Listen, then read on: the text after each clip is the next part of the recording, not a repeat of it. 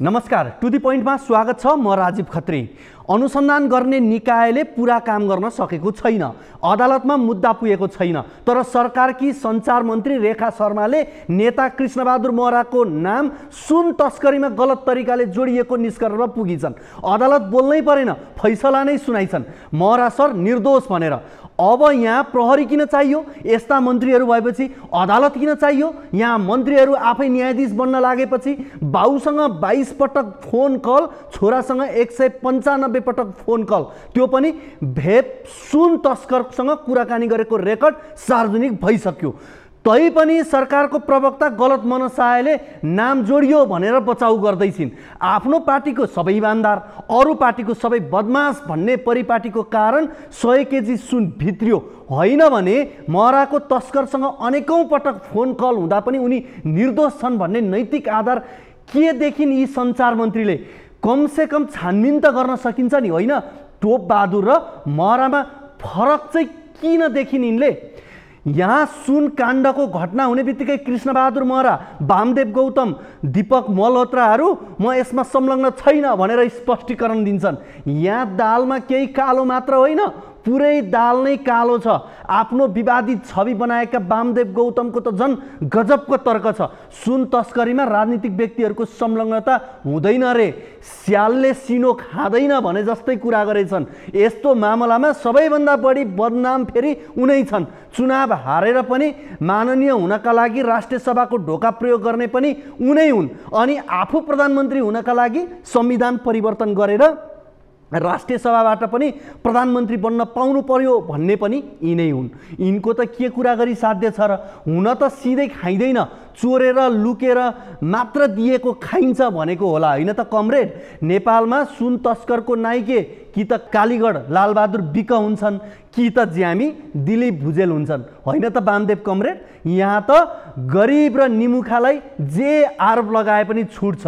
शनिबार कङ्ग्रेसले बिपी स्मृति दिवस मनायो, आइतबार कम्युनिस्टहरूले पुष्पलाल स्मृति दिवस मनाए। बिपी र पुष्पलाल प्रति बडो प्रेम र सद्भाव दर्शाए। बिपी र पुष्पलालको सिद्धान्त र नीतिको तोरी लाउरे गफ पनि चाउरे नेताहरूले छाटे, तर गफ लगाउँदा पुष्पलालको समाजवादी सिद्धान्त नेपालका कम्युनिस्टहरूले डक्कली भुटानी शरणार्थी प्रकरणसँग बेचिसकेको भन्ने बिर्सेर बोले। बिपीको राष्ट्रिय मेलमिलाप नीति कङ्ग्रेसका चाउरेहरूले क्विन्टल सुनसँग साटिसके भन्ने पत्तै पाएनन्। बिपी र पुष्पलालको राष्ट्रियता लुम्बिनी र कपिल वस्तुलाई भारतको मानचित्रमा विलय गराएर यी चाउरे जनहरूले उनीहरूप्रति देखाएको प्रेम देखावटी मात्रै हो। उहिले बिपीले उत्पादनमा पुँजीवाद र वितरणमा साम्यवादको मोडल तयार पारेका थिए। अहिले उत्पादनमा दैनिक जसो क्विन्टल अवैध सुनवाद र वितरणमा दैनिक जसो 5% मूल्य वृद्धिवाद लागू भइरहेको छ। भ्रष्टाचारीको पक्षमा उभिने, अपराधीको हितमा विधेयक बनाउने, भूमाफियाको लोलीमा बोली मिलाउने, मानव तस्करको बचाउ गर्ने, सुन तस्करको ढाकछोप गर्ने, नत्र लोकतन्त्र खतरामा पर्ने। अब त्रिभुवन अन्तर्राष्ट्रिय विमानस्थलको नाम बदलेर सुन चाँदी विमानस्थल राखे हुन्छ, जहाँ यात्रुभन्दा बढी सुन चाँदी ओसारिन्छ, जहाजको तौलभन्दा बढी सुन चाँदी भित्र्याइन्छ। हुन त बुटिक एयरपोर्ट बनाउने त घोषित नीति नै थियो क्यारे। त्यत्रो ठुलो बुटिक पसलमा 100-200 क्विन्टल सुन राख्नु खासै अनौठो कुरो पनि भएन होला। एउटा गिरोहले त पछिल्लो 3 महिनामा 1800 किलो सुन भित्र्याएछ एयरपोर्टबाट। यता गिरोह अरू कयौँ होलान् यस्ता गिरोह, कसैलाई नुन पाउन सकस, कसैलाई सुन फालाफाल। गजबको नेपाल 1 अर्बको सुन भित्र्याउँदा 8 करोड यताकाले पाउने रहेछन्। आखिर जे नाटक गरेर पनि सुन त आइरहेकै छ। द्वापर युगदेखि अहिलेसम्म राजनीतिक सहज छैन रे।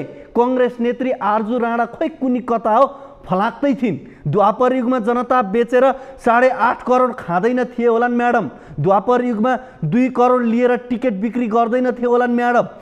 द्वापर युगमा मुलुकको नक्सा छेडछाड हुँदा टुलु टुलु हेरेर बस्दैन थिए होलान् म्याडम। म्याडमको यो लजिक अलिक बुझ्न सकिएन। महोत्तरीको जलेश्वरमा डिएसपी कुटिए, ललितपुरको चापागाउँको दोबाटोमा ट्राफिक पिटिए। पछिल्लो समय हेर्ने भने यस्ता कुटपिटका घटनाहरू धेरै छन्। प्रधान अध्यापक पिट्ने गुण्डाहरूको मुद्दा फिर्ता लिएको दुष्परिणाम राष्ट्र सेवकले समेत भोग्दैछन्। उता थानामा डनगिरी गर्न पुगेका एक ठुटे नेतालाई प्रहरीले संयमित गर्न खोज्दा प्रहरी नायब उपरीक्षक र प्रहरी निरीक्षकलाई कारबाही हुने भयो 12 मा। यसरी कसरी बढ्छ प्रहरीमा हौसला? कर्तव्य पालन गर्ने प्रहरीलाई तकमा दिनुपर्ने ठाउँमा सजाय हुन्छ। मनोबल घटाउने षड्यन्त्र उद्दण्डतालाई प्रश्रय हो यो। नेपाली सेना यसै कारण बोझ भएको हो यिनीहरूलाई। 2075 सालपछि प्रधानमन्त्री र मन्त्रीहरूको निजी सम्पत्ति सार्वजनिक गर्न छोडियो। अन्तिम पटक सम्पत्ति सार्वजनिक गर्ने प्रधानमन्त्री केपी शर्मा ओली हुन्। लोकतान्त्रिक देशहरूमा सार्वजनिक पदमा बसेका व्यक्तिहरूले सम्पत्ति सार्वजनिक गर्ने प्रचलन छ। उत्तर कोरियाली राष्ट्रपति किम जोङ वाला चालचलन र बेहोरा पछिल्लो समय बढ्दैछ। हुन त कानुनको व्याख्या गर्ने न्यायाधीशहरूले सम्पत्ति सार्वजनिक गर्दैनन् भने अरू कमाउन जमाउन राजनीति गर्नेहरूको त के कुरा भयो र? आफ्नो श्रीमतीको हत्यारा भनेर न्यायालयबाट पुष्टि भइसकेको व्यक्ति रञ्जन कोइरालालाई न्यायाधीशले चित्तमा लाग्यो भन्दै कैद सजाय घटाई रिहाई गरिदिएका थिए। तर यस्तो चित्तमा बस्नुपर्ने आधार र कारण केही देखिएको थिएन। त्यसैले न्यायाधीश भगवान होइनन्, प्रश्न गर्न पाइन्छ, सम्पत्ति विवरण देखाउनुपर्छ भन्नेहरूले त न्यायाधीश न्याय विक्रेता हुन्, जसले बढी मूल्य दिन्छ उसलाई न्याय दिन्छन् भन्न थालेका छन्। श्रीमान, मलाई त यो भनाइप्रति कति पनि विश्वास छैन, तर विश्वास गर्नेहरूलाई चाहिँ चिर्दिने गरी काम गरिदिनु पर्यो, जवाफ दिनु पर्यो। अर्को एउटा प्रसङ्ग पनि जोडिहाल्छु। केही समय अघि सङ्घीय सरकारका परराष्ट्र मन्त्री एनपी साउदले कपिलवस्तु र लुम्बिनी भारतको मानचित्रमा समेटिएको बारेमा हामीलाई केही थाहा छैन भनेर बताएका थिए। उता सङ्घीय सरकारका शिक्षा विज्ञान तथा प्रविधि राज्य मन्त्री प्रमिला कुमारी यादवले हिन्दी भाषालाई सरकारी कामकाजको मान्यता दिनुपर्छ भन्दै माग गरिछन्। मैथिली, भोजपुरी, अवधी, थारू भाषा लोप गर्न एउटा समूह विदेशी हिन्दी भाषालाई सरकारी कामकाजको भाषा बनाउन माग गर्दैछन्। नेपालको मानो खाएर विदेशीको एजेन्डा बोक्ने हलीहरूको यहाँ बिगबिगी भो। मन्त्री यताको, भाषा उताको। अरे वाह, गजब छैन त? हिन्दी र नेपाली भाषा भन्दा पनि यो भाकाको भाषा चाहिँ खतरनाक छ। दर्शकवृन्द, टु दी पोइन्टमा हामी समसामयिक राजनीतिक विषयवस्तुमाथि यस्तै अर्जुन दृष्टि राख्छौँ। आज हामीले विभिन्न राजनीतिक विषयवस्तुहरू सहितको सामग्री लिएर आएका छौँ। कार्यक्रमको सुरुवातमा कुराकानी गरौँ धरानका मेयर हर्क साम्पाङको यो पछिल्लो विवादको प्रसङ्गबाट। सामाजिक सञ्जालमा सधैँ चर्चासँगै विवादमा आइरहने धरान उपमहानगरपालिकाका मेयर हर्क साम्पाङ धार्मिक विवादमा फँसेका छन्। ससाना विषयमा पनि तत्काल र उग्र प्रतिक्रिया जनाइहाल्ने स्वभावका उनले धर्मबारे आफूमाथि उठेका प्रश्नको फेसबुकबाट धाराप्रवाह जवाब दिन थालेपछि विवाद छताछुल्ल भएको छ। मेयर राईले पछिल्लो 3 दिनमा 82 वटा फेसबुक स्ट्याटस लेखेछन्। तीमध्ये 32 वटामा धर्मबारे उनीमाथि उठेका प्रश्नको जवाब र टिप्पणी छ। हिन्दू र इसाई धर्मावलम्बीहरूको विवादमा परेका मेयर राईका स्ट्याटसमा विरोध र समर्थनमा उग्र प्रतिक्रिया आइरहेको छ। हेरौँ यो रिपोर्ट। पछिल्लो समय सामाजिक सञ्जालमा धरान उपमहानगरपालिकाका मेयर हर्क साम्पाङ विरुद्ध धार्मिक आलोचना बढेको छ।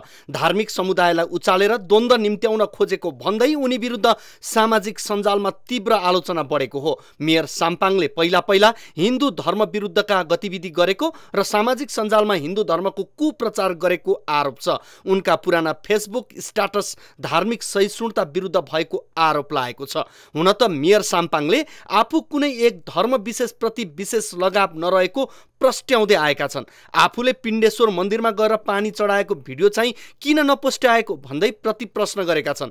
आफू गुम्बामा पनि छिरेको तस्बिर खोजेर प्रस्ट्याउन आग्रह गरेका छन्। मेयर राई त्यतिमा मात्र रोकिएका छैनन्। उनको अर्को स्ट्याटसमा लेखिएको छ, तामाङ समुदायको लोछारमा गएर ल्यासो फ्याफुल्ला भन्दा मलाई बौद्ध मार्गी भएको आरोप नलगाउनेहरूले इसाईको कार्यक्रममा गएर जय मसी भन्दा मलाई किन क्रिस्चियन देखे, उनले भनेका छन्।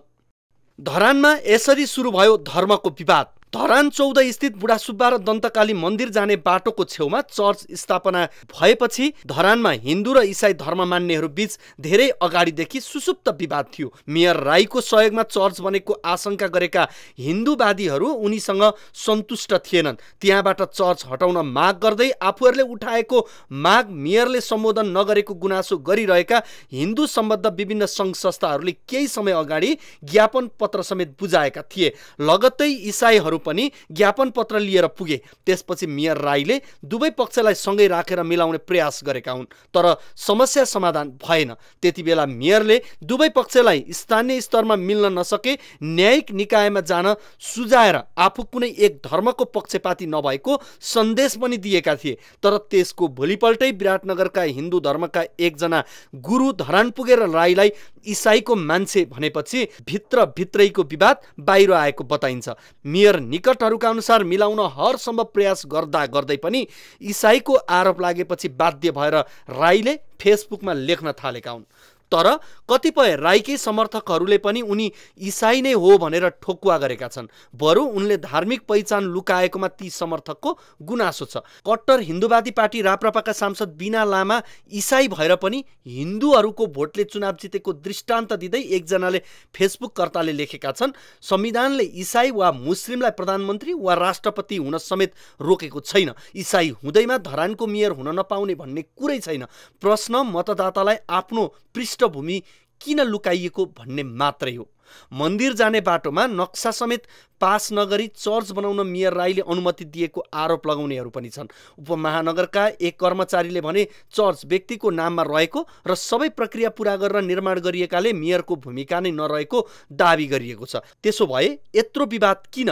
कि धर्मनिरपेक्ष राष्ट्रमा जननिर्वाचित प्रतिनिधि कुनै धर्मप्रति नरम हुनै नहुने हो? जानकारहरू भन्छन् क्रिसमसको दिन मेयर राईले कार्यकक्षमै केक काटेपछि उनीमाथि इसाईको आरोप लाग्दै आएको थियो। पछिल्लो विवाद त्यसैको उत्कर्ष हो। बाहिर देखाउन चर्चको विषय उचालिएको मात्रै हो। अब कुराकानी गरौँ कांग्रेस केन्द्रीय समिति बैठकै। नेपाली कांग्रेसको विधान अनुसार प्रत्येक 2 महिनामा केन्द्रीय समिति बैठक बोलाउनु पर्छ। तर देउवाले विभिन्न बहाना गर्दै बैठक टार्दै आएका थिए। सङ्घ र प्रदेशको निर्वाचन भइसकेपछि देउवाले एक पटक पनि केन्द्रीय समिति बैठक बोलाएनन्। अधिकांश भातृ सङ्गठनहरू पनि निष्क्रिय जस्तै भए।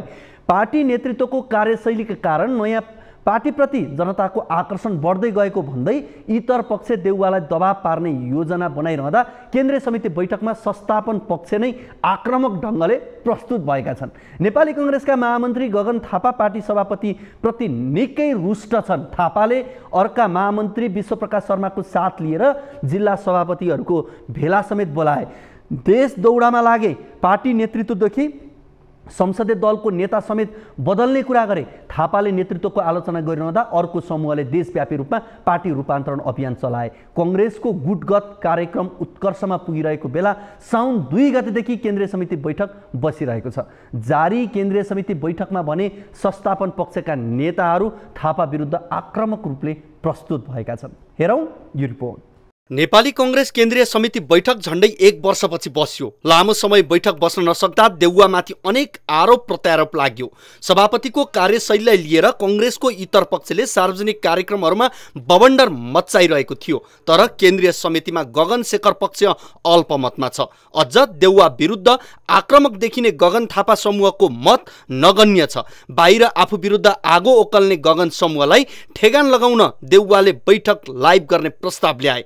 पार्टीलाई आधुनिक र प्रविधि मैत्री बनाउन बैठक लाइभ गरिएको भनिए पनि यसको मुख्य कारण देउवाको रणनीति नै थियो। त्यसैले केन्द्रीय समिति बैठकको एजेन्डा तय गर्न बसेको पदाधिकारीको बैठकमा यो विषयले प्रवेश पाउने बित्तिकै गगन समूहमा चिसो पसेको थियो। बाहिर जति विरोध गरे पनि केन्द्रीय समितिमा आफू न्यून मतमा रहेको इतर पक्षलाई राम्रो ज्ञान थियो। यदि बैठक लाइभ गरिएमा पार्टीभित्र आफ्नो वास्तविकता बाहिरिने डरले उनीहरूलाई हच्काएको थियो। तर सभापति देउवाले इतर पक्षको मनोविज्ञान प्रष्टसँग पढिसकेका थिए। पार्टी बैठकमा देउवासँग टाउको लुकाएर बस्ने अनि बाहिर आएर खपतका लागि सिंह झैं गर्जिने परिपाटीले देउवा आजित बनिसकेका थिए। यसको वास्तविकता बाहिर ल्याउनका लागि देउवाको यो अस्त्रले काम गरेको छ। केन्द्रीय सदस्य सञ्जय कुमार गौतमले पार्टीको बैठक लाइभ गरेको प्रति बैठकमै असन्तुष्टि नै जनाए। पार्टीको आन्तरिक छलफलको विषयलाई बाहिर लैजाँदा राम्रो नगर्ने धारणा गौतमले राखे। गौतम जस्तै अन्य सदस्यहरूले पनि यसमा आपत्ति जनाएका थिए। काङ्ग्रेस प्रवक्ता प्रकाश शरण महतले नै बैठक लाइभले भित्र एउटा र बाहिर अर्कै कुरा बोलेर भ्रम पार्ने कामको अन्त्य भएको टिप्पणी गरे। सार्वजनिक मञ्चहरूमा जति आक्रामक देखिए पनि केन्द्रीय समितिमा देउवाको विरुद्ध बोल्ने हिम्मत कसैले गर्न सकेनन्। बैठकको प्रत्यक्ष प्रसारण भइरहेकाले संयमित भएर बोलेको इतर पक्षका केन्द्रीय सदस्यहरूले बताउने गरेका छन्।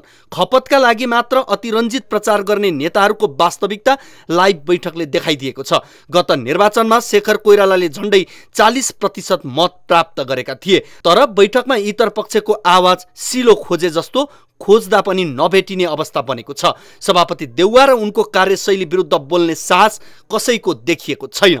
काङ्ग्रेस केन्द्रीय समितिको पहिलो 3 दिनको बैठकमा इतर पक्ष शिथिल र शक्तिहीन देखिएको छ।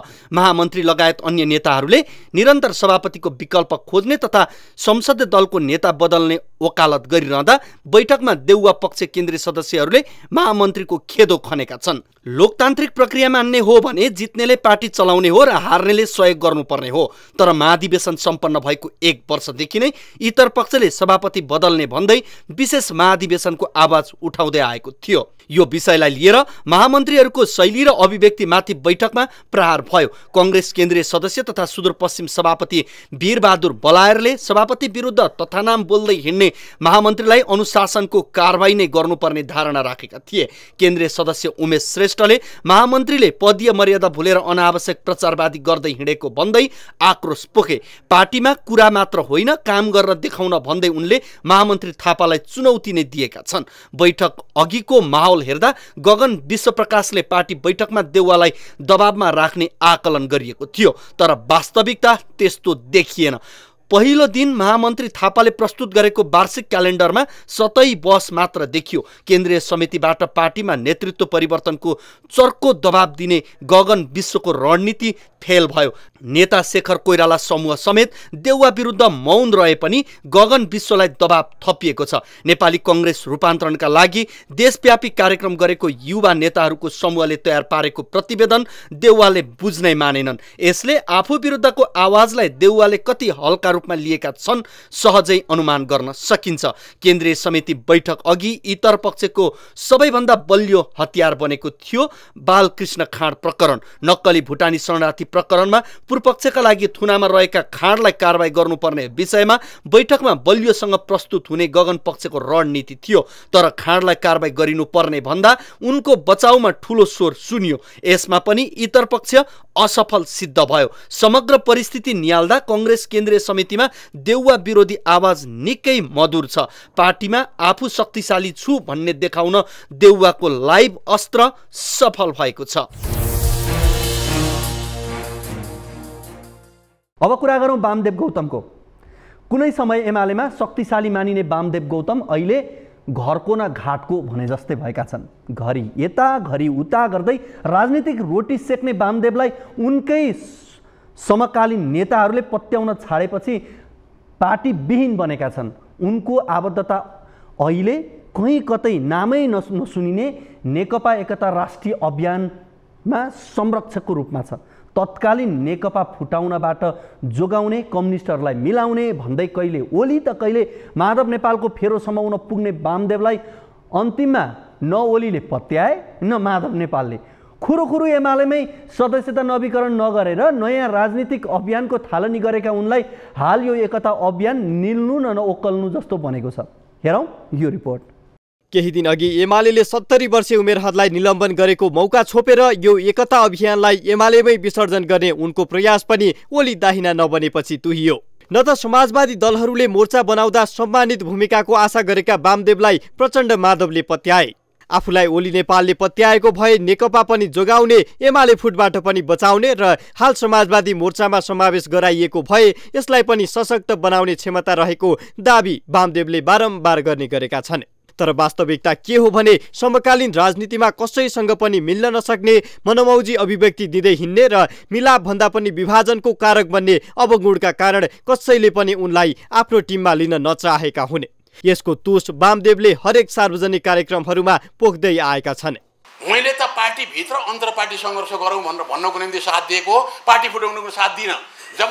जब प्रचण्ड, माधव, ढलनाथहरूले पार्टी फुट्छ भनेर उहाँहरूले त्यो अभियान सब आन्दोलन गर्न थाल्नुभयो हो। त्यसपछि म अलग भएँ, तपाईँहरूसित म छैन भनेर भने। पुसको 4 गते केपी र प्रचण्ड भेट हुनुभएको थियो। त्यहाँ केपीले भन्नुभयो कि त्यो मलाई लगाएको आरोप फिर्ता लिनुहोस् र पार्टी एकता गरौँ। मैले उहाँलाई भने प्रचण्डलाई त्यो फिर्ता ल्याउँ कमरेड, फिर्ता ल्याउँ, अब पार्टी जोगाउनुपर्छ, एकीकृत गरेर हामी अगाडि जानुपर्छ भनेर भने। उहाँले तथा नाम तपाईँले गर्नुभयो, तपाईँले लेख्न लगाउनुभयो, तपाईँले यसो गर्नुभयो, उसो गर्नुभयो भनेर चाहिँ भन्नुभयो, मलाई आरोप लगाउनु भयो। लेखेको उहाँले नै हो। मैले 1-2वटा विषय अगाडि सारेँ, त्यो उहाँले समावेश गर्नुभएको छ, त्यति मात्रै। तर नेपालका यी 2टा ठुला कम्युनिस्ट पार्टीका ठुला नेताहरू त्यो क्षमता, आफ्नो कमी कमजोरीलाई देख्न सक्ने त्यो क्षमता चाहिन्छ। त्यो क्षमता मैले पटक्कै पाएँ। हाल वामदेवले आफूलाई जति ओजनदार र राजनीतिक खेलाडी सम्झिन्छन्, उनी त्योभन्दा कैयौं गुणा कमजोर बनिसकेका छन्। वामदेवसँग अहिले न जनाधार छ न राजनीतिक दलको साथ छ। 2074 को निर्वाचनमा पराजित भएपछि वामदेवको ओह्रालो यात्रा सुरु भएको हो। तत्कालीन वाम गठबन्धनको उम्मेद्वार हुनुको बावजुद पनि उनी कांग्रेस उम्मेद्वार सञ्जय गौतमसँग पराजित भएका थिए। वामदेवलाई एमाले भित्रैबाट षड्यन्त्र भएको बताइन्छ। यसको कारण थियो वामदेवको प्रधानमन्त्री बन्ने अस्वाभाविक आकांक्षा। प्रतिनिधि सभामा पराजित भए पनि वामदेव केपी ओलीको कृपाले राष्ट्रिय सभामा निर्वाचित भएका थिए। नेकपामा चलिरहेको ओली भर्सेस प्रचण्ड माधव बीचको द्वन्द्वमा वामदेवलाई आफ्नो पक्षमा लिन ओलीले काखी च्यापेका थिए। तर नेकपामा खटपट सुरु भएदेखि नै वामदेवले मध्यमार्गी बाटो समाते। उनी कहिले ओली त कहिले प्रचण्ड माधवको पक्षमा लाग्न थाले, जसका कारण कुनै पनि समूहले उनलाई पत्याएन। कतैबाट पनि भाउ नपाएका वामदेवलाई न त एमालेमै रहने वातावरण बन्यो, न त उनी माधव नेपालसँग नयाँ दलमा हाजिर हुन सके। यत्र तत्र सर्वत्र शक्तिहीन बनेका वामदेवको अहिलेको दैनिकी कोही कतैबाट कृपा भए राजनीतिमा कमब्याक गर्ने बाटो चिहाउँदै जाने गरेको छ। जबरजस्ती कहिले एमाले प्रवेशको सो प्रचार त कहिले समाजवादी मोर्चाको अपनत्व लिने प्रयासमा वामदेव लागिरहेका छन्। लोकतान्त्रिक पद्धतिमा जनमतले नेता निर्माण गर्ने हो, तर जनता गुमाइसकेका वामदेवलाई सके एकपटक सरकारकै नेतृत्वमा नभए कुनै पनि लाभको पदमा जाने आकांक्षा भने मरेको छैन। शनिबार पत्रकारहरूसँगको एउटा अन्तर्वार्तामा वामदेवले चोरको खुट्टा काट भन्दा फुत्त खुट्टा ताने जस्तो शैलीमा पछिल्लो समय चर्चामा रहेको सुनकाण्डमा राजनीतिज्ञको बचाउ गरे। त्रिभुवन विमानस्थल स्थित भन्सारमा हुने अनियमितता र बदमाशीमा भन्सारकै कर्मचारीको मुख्य हात हुने र त्यसमा राजनीतिक नेतृत्वको हात नहुने भन्दै उनले बचाउ गरेका थिए। जाँच पडताल गर्दै जाँदा लहरो तान्दाखेरि पहरो गर्जने जस्ता हाम्रा उखानहरू छन्। त्यस्तो भयो भने मात्र मन्त्री पनि प्रधानमन्त्री पनि को तानिन सक्ने स्थिति आउन सक्छ, नत्र भने त्यहाँ खटेका कर्मचारीहरू नै मुख्य रूपमा दोषी हुन्छन्।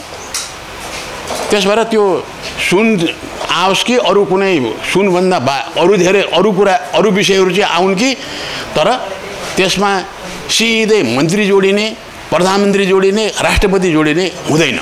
वामदेवको यस्तो अभिव्यक्ति हालको सुन प्रकरणमा भन्दा आफू गृहमन्त्री हुँदाको परिवेशसँग बढी जोडिएको थियो। सुनकाण्डकै हल्लाखल्ला चलिरहँदा आफ्नै नाम जोडिएको पुरानो दागलाई उनले मेटाउन खोजेका थिए, तर यसलाई पत्याइदिने जमात भने शून्य प्राय नै छ।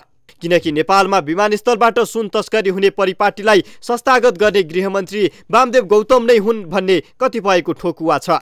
तत्कालीन राष्ट्रिय प्रजातन्त्र पार्टीका लोकेन्द्र बहादुर चन्द प्रधानमन्त्री र नेकपा एमालेका वामदेव गौतम उपप्रधानमन्त्री तथा गृहमन्त्री रहेको सरकारको पालामा तस्करी संस्थागत भएको आवाज संसदमा उठेपछि विषम 2054 सालमा संयुक्त संसदीय समिति नै बनाइएको थियो।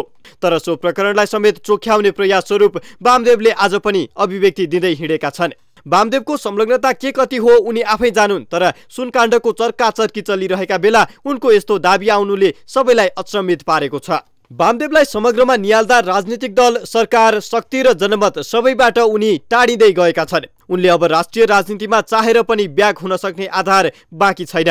हाल बहाल रहेको राष्ट्रिय सभा सदस्यको अवधि सकिएपछि वामदेवको राजनीति रसविहीन बन्नेछ। सायद सोही नियतिबाट बच्ने प्रयास स्वरूप सार्वजनिक खपतकै लागि भए पनि वामदेव अनावश्यक आरोप प्रत्यारोप र टीका टिप्पणीमा केन्द्रित हुने गरेका छन्। अब कुराकानी गरौँ गृहमन्त्री श्रेष्ठको। राजनीतिक दलका शीर्ष नेताहरूबीच अनेक आलोचना भइरहँदा उपप्रधान तथा गृहमन्त्री नारायण काजी श्रेष्ठको कदमले भने राजनीतिक तहमा केही आशा जगाएको छ। उनले बहुचर्चित भ्रष्टाचार प्रकरणको फाइल खोल्दै चारैतिर चर्चा बटुलिरहेका छन्। गृहमन्त्री श्रेष्ठको कदमले निराशाले भरिएको जनतालाई केही आशा पलाएको छ। तर प्रमुख प्रतिपक्ष नेकपा एमालेको लागि भने उनै गृहमन्त्री श्रेष्ठ आँखाको तारो बनिरहेका छन्। भ्रष्टाचारको जालो सफा सुरु गर्न थालेपछि गृहमन्त्री एमालेको निशानामा परिरहेका छन्। नक्कली भुटानी शरणार्थी प्रकरण र ललिता निवास जग्गा हिनामिना प्रकरणमा राजनीतिक स्वार्थका लागि खोतलिएको भाष्य निर्माण गर्न उद्यत छ। हेरौँ यो रिपोर्ट। राजनीतिक दलका शीर्ष नेताहरूबीच अनेक आलोचना भइरहँदा उपप्रधान तथा गृहमन्त्री नारायण काजी श्रेष्ठको कदमले भने नागरिक तहमा केही आशा जगाएको छ। उनले बहुचर्चित भ्रष्टाचार प्रकरणको फाइल खोल्दै चारैतिर चर्चा बटुलिरहेका छन्। गृहमन्त्री श्रेष्ठको कदमले निराशाले भरिएको जनतालाई केही आशा पलाएको छ। उनले गृह मन्त्रालय सम्हाले लगत्तै सुराकी भत्ताको खारेज गरेर राम्रो कामको सुरुवात गरेका थिए। मन्त्री र सचिवका लागि अतिरिक्त आम्दानी हुने मलिलो यो व्यवस्थाको खारेजीले श्रेष्ठको ग्राफ उक्कालो लाग्न सुरु भयो। त्यही बेलामा उनले मिटर ब्याजीहरूका लागि अध्यादेश ल्याए पनि लगत्तै नक्कली भुटानी शरणार्थी प्रकरण छानबिन सुरु गरे। श्रेष्ठले उक्त अनुसन्धानमा प्रहरीलाई राजनीतिक प्रभाव पर्न दिएनन्, जसले कङ्ग्रेसका प्रभावशाली नेता तथा गृहमन्त्री बालकृष्ण खाँडदेखि एमालेका सचिव टोपबहादुर राईमाझीसम्म पक्राउ गरे। त्यति मात्र होइन, निजामती कर्मचारीको इतिहासमा पहिलोपटक बालवाला सचिव टेकनारायण पाण्डे पनि पक्राउ परे। यी परिघटनाले गृहमन्त्री श्रेष्ठको लोकप्रियता उक्कालो लाग्ने क्रममा थियो। त्यही लोकप्रियताको आडमा ललिता निवास जग्गा प्रकरणमा छानबिन सुरु भयो। अख्तियार दुरुपयोग अनुसन्धान आयोगले छानबिन टुङ्गो लगाएको ललिता निवास प्रकरणले उनलाई लोकप्रियताको अर्को उचाइमा पुर्यायो। तर प्रमुख प्रतिपक्ष नेकपा एमालेको लागि भने उनै गृहमन्त्री श्रेष्ठ आँखाको तारो बनिरहेका छन्। भ्रष्टाचारको जालो सफा सुरु गर्न थालेपछि गृहमन्त्री एमालेको निशाना परिरहेका छन्। नक्कली भुटानी शरणार्थी प्रकरण र ललिता निवास जग्गा हिनामिना प्रकरणमा राजनीतिक स्वार्थका लागि खोतलिएको भाष्य निर्माण गर्न उद्यत छ। ठूला भ्रष्टाचार प्रकरणको फाइल खोलिनुलाई राजनीतिक स्वार्थको भाष्य निर्माण गर्न लागि परेको एमालेले गृहमन्त्री श्रेष्ठको कामलाई राजनीतिक स्टनबाजीको संज्ञा दिँदै आएका छन्। भ्रष्टाचारको छानबिन गरेको नाटक गर्ने, यो नाटक मात्रै हो। अहिले ललिता निवासको प्रकरण जुन निकालिएको छ यो पनि नाटक मात्रै हो। आफूलाई हिरो देखाउन स्टन्ट गरेको मात्रै हो। यो चाहिँ एउटा भ्रष्टाचार विरोधी देखिने पोलिटिकल स्टन्ट हो, अरू केही पनि गर्दैन यो सरकार। गर्दा यो गठबन्धनकै मान्छेहरू पर्ने हो, त्यसकारण गर्दैन। हाम्रो पार्टीको एउटा कसैको छोराले जमिन किनेको थियो अरे भनेर, कसैको छोराले जमिन किनेको धनी पूर्जा हेरेर किन्यो, अड्डामा गएर पास गर्यो, ऊ चाहिँ प्रमुख दोषी भन्न खोजिएको। यस्ता कुराहरूको कुनै अर्थ छैन।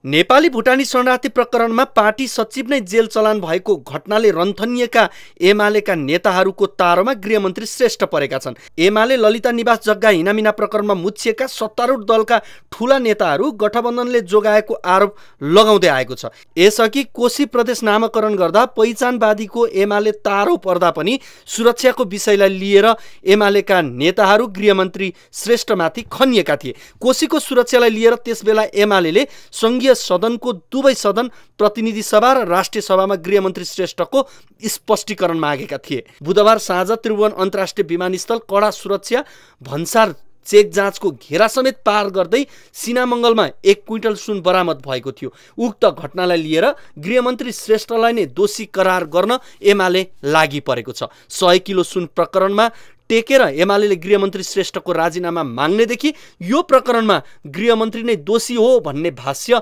खडा गरिरहेको छ। भातृ संगठन युवा सङ्घलाई मसाल जुलुस निकालेर गृहमन्त्रीको राजीनामा माग्न समेत लगाएको छ। यता गृहमन्त्रीले भने सुन काण्डको अनुसन्धान जरासम्म पुग्ने र भविष्यमा यस्ता घटना हुन नदिन योजना बनाउने प्रतिबद्धता गरेका छन्। प्रारम्भिक रूपमा देखिएका केही व्यक्तिहरूलाई पक्राउ गरेर अनुसन्धानको प्रक्रिया अगाडि बढाएको तपाईहरु सबैलाई थाहा छँदैछ। त्यस सम्बन्धमा राजस्व अनुसन्धान अन्तर्गत एक छानबिन समिति पनि बनाइएको छ र त्यसले आफ्नो छानबिनको प्रक्रियालाई अगाडि बढाएको छ। हामीले यो छानबिन र अनुसन्धानको प्रक्रियालाई यसको जरैसम्म पुग्ने गरी अगाडि बढाउनुपर्छ र जस्तो सुकै र जोसुकै भए पनि यसको नेक्सस र रुटमा पुग्ने गरी अनुसन्धानलाई अगाडि बढाएर कारबाहीको प्रक्रियामा जानुपर्छ भन्ने हाम्रो जोड रहेको छ र सरकारको तर्फबाट प्रधानमन्त्रीले पनि सम्माननीय प्रधानमन्त्रीले यही रूपमा निर्देशन दिनुभएको छ र मैले अहिले पनि सम्बन्धित सबै अधिकारीहरूलाई यसबारेमा कडा निर्देशन दिएको छु। देश नै भ्रष्टाचारले गाँजेको अवस्थामा त्यसलाई नियन्त्रण गर्न गृहमन्त्रीले चालेको कदम सराहनीय छ। तर गृहमन्त्री भ्रष्टाचार विरुद्ध कडा रूपमा प्रस्तुत भएपछि प्रमुख प्रतिपक्षी दल एमालेलाई भने छटपटी भएको छ। दोषीलाई दण्ड दिन रचनात्मक प्रतिपक्ष बन्नुपर्नेमा गृहमन्त्रीकै खेदो खनेर प्रमुख प्रतिपक्ष दल एमाले नै आफ्नो ओदा घटाइरहेको छ। दर्शकवृन्द, अब कुराकानी गरौँ कम्युनिस्ट चिन्ताको। नेपाल यस्तो मुलुक हो जहाँ कम्युनिस्ट जागरण र क्रान्तिकारी ढोङ ज्यादा बिक्ने गर्छ। अझ गएको 70 को दशकसम्म मनुवाद र मार्क्सवादको फ्युजन अत्यन्तै रुचाइएको वैचारिक विषय बन्यो। त्यसैले नेपालका कम्युनिस्ट पार्टीको अविच्छिन्न नेतृत्वमा मनुको दर्शनगत ज्ञान भएका पण्डितहरू रहँदै आइरहेका छन्। कम्युनिस्ट नामको पण्डितलाई अन्त्येष्टिको कालखण्डमा पुगिसकेको वर्तमान अवस्थामा बाँकी रहेको जमिन हो समाजवादी। हाम्रो वर्तमान संविधान मुलुक समाजवाद उन्मुख भन्ने शब्द प्रयोग गरिनु बेग्लै प्रसङ्ग मान्न सकिएला। तथापि यो संविधान घोषणा भए यता समाजवादी दल निर्माणको होडबाजी नै चलेको छ। दलहरूको नाममा समाजवाद जोडिएकै छन्। पूर्व माओवादी नेता बाबुराम भट्टराईदेखि पूर्व एमाले नेता माधव नेपालसम्म, मधेसवादीको छवि बनाएका उपेन्द्र यादवदेखि पूर्व असन्तुष्ट कङ्ग्रेसी महन्त ठाकुरसम्म समाजवादी। 1-2 हप्ता अघि मात्रै माओवादी केन्द्र, जसपा, नेकपा एस र नेत्रविक्रम चन्दको नेकपा समेत माओवादी मोर्चामा समाजवादी मोर्चामा आबद्ध भएपछि कम्युनिस्ट पार्टी नामको ठगी धन्दाको अन्त्येष्टि गर्दै समाजवादीको नयाँ धन्दा सुरुवात भएको औपचारिक घोषणा भएको बुझ्न जरुरी छ। कस्तो समाजवाद र को समाजवादी भन्ने सवाल गौण मान्ने गरिन्छ। नेपालका कम्युनिस्ट पार्टीहरू खेलकुद सङ्घ जस्तै छिन्न भिन्न छन्। खेलकुद सङ्घमा पनि कम्युनिस्ट पार्टी जस्तै फुट र विभाजन हुने गर्थ्यो। यही रोग नेपालका कम्युनिस्ट पार्टीमा समेत व्याप्त छ। फुटको श्रृङ्खलाबाट आएका कम्युनिस्ट पार्टीहरू एकताका कुरा भने गर्न छोड्दैनन्। पछिल्लो समय कम्युनिस्ट एकताको तयारी अनुसार समाजवादी मोर्चाको अभ्यास भएको भनिए पनि त्यसले सफलता पाउन सकेको छैन। प्रचण्ड नेतृत्वको सरकारलाई आड भरोसा यसले दिएला त? हेरौँ यो रिपोर्ट। नेपालको कम्युनिस्ट आन्दोलनमा विचारको लडाई नै प्रधान रहेको मानिन्छ। मार्क्सवाद, लेनिनवाद र माओवादलाई पथ प्रदर्शक सिद्धान्त मान्नेहरू पछिल्लो समय आफ्नै मौलिकता अनुसारको विचार प्रतिपादन गर्ने भन्दै विभिन्न धाराहरूको विकासमा देखिन्छन्। तर क्रान्ति नै पुरा गरेपछि स्थापित मान्यता भने देखिन्न। समाजलाई चित्रण गर्ने र मामलामा आएका कम्युनिस्ट धारणाहरू पुरानै शैलीमा पेश हुने गरेका छन्। तर विचार र दर्शनको नाममा कम्युनिस्ट पार्टीहरू एकीकृत भन्ने भइरहन सकेका देखिन्न। संसदीय मान्यतालाई स्वीकार गरेका कम्युनिस्ट पार्टीहरू एक सिट पनि जित्ने अवस्थामा नहुँदा पनि उनीहरू आफ्नै पार्टी र परम्परा छ, तर त्यसको प्रभाव भने शून्य प्राय देखिन्छ। यस्तो अवस्थामा पुग्दा पनि पार्टीहरूको अस्तित्व कसरी रहिरहन सकेको छ त्यो अध्ययनको विषय बन्ला। ठुलो कम्युनिस्ट एकता भएको ठानिएको एमाले माओवादी एकता भङ्ग भएपछि फेरि कम्युनिस्ट जनमत बाँडिन पुग्दा कङ्ग्रेसले यसको प्रत्यक्ष लाभ लियो। कङ्ग्रेसलाई सघाउन तयार कम्युनिस्ट पार्टीका नेताहरू किन उनीहरू वर्ग, विचार, सिद्धान्त र दर्शन मिल्नेहरूसँगको एकतामा रम्न सक्दैनन्? यो अहम प्रश्न हो। पार्टी विभाजनपछि यति बेला पुष्पकमल दाहाल प्रचण्डले सरकारको नेतृत्व गरिरहेका छन्। उनले आफू नेतृत्वको सरकार लामो समय टिक्न नसक्ने सङ्केत गरिसकेका छन्। गठबन्धनमा आलो पालो सरकार चल्ने निश्चित भएको सङ्केत गरेका प्रचण्ड छोटो समयमै बिदा हुने त होइनन् भन्ने आशंका पनि उत्तिकै छ। यही पेरिफेरीमा समाजवादी मोर्चा बलियो कम्युनिस्ट पार्टी निर्माणका लागि बनेको माओवादी उपाध्यक्ष पम्फा भुसालले दाबी गरेकी छन्। एउटा बलियो कम्युनिस्ट केन्द्र, एउटा बलियो कम्युनिस्ट पार्टी बनाउने कुराबाट पछि हट्न सक्दैनौँ। त्यसैले एउटा बलियो कम्युनिस्ट केन्द्र बनाउने कुरा हो।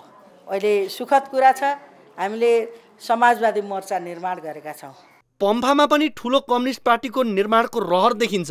यता अन्य नेताहरूमा पनि जनमत घटिरहेको अवस्थालाई केन्द्रमा राखेर जबरजस्त मिल्नै पर्ने दबाव कायमै छ। यस्तो अवस्थाबाट गुज्रिएका नेकपा एकीकृत समाजवादी पार्टीका अध्यक्ष माधव कुमार नेपालले प्रचण्डको बचाउ गर्दै कम्युनिस्ट सरकार ढाल्ने षड्यन्त्र हुन थालेको दावा गरे। कम्युनिस्ट भनेकाहरूले पनि प्रतिगामीसँग हातेमालो गरिरहेका छन्। यो सबै अवस्थाभित्र हामीले अहिलेको सन्दर्भमा राजनीतिक मित्रहरू र सँगसँगै उसमा रहेका कमी कमजोरीहरू, उसका आफ्नै सीमाहरूलाई बुझेर उसमाथिको निर्भरता होइन आफ्नो शक्ति वृद्धि गर्ने कुरामा जुट्नुपर्ने भएको हुनाले त्यसलाई समेत ध्यानमा राखेर हामी अघि बढाउँ। माधवले यस्तो दावी गर्नुमा उनको स्वार्थ होला, तर प्रचण्डको सरकार पूरा कार्यकाल चले मात्रै उनी प्रधानमन्त्री बन्न पाउनेछन्।